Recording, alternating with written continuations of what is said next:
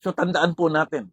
So sa ating pagwawakas, sa ating summary, take note, mental fitness always start not on the outside, but on the inside. Mindset management, think right. Emotional management, stay calm. And motive management, do what is right. Ulitin natin. Mental fitness, number 1. Mindset management, think right.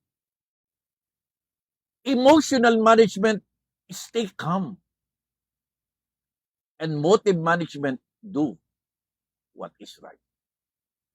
If we manage our mind, we manage our emotions, and we manage our motive, we will protect our mission, our title, and even our reputation.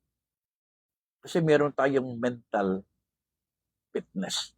So sa ating challenge, sa lahat po ng mga nanood nakikinig, anong hamon sa atin ngayon? So before we enforce anything, examine ourselves first. Bago tayo magpatupad ng anumang bagay, checkin muna natin ito. Ask ourselves daily, am I thinking right? Tama ba pag-iisip natin o puro basura iniisip natin? Am I reacting right?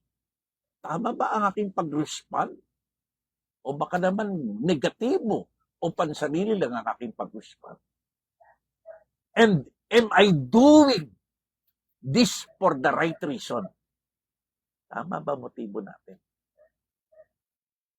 Because the greatest discipline in leadership is self-discipline. By managing our mindset, managing our emotion, and managing our motive.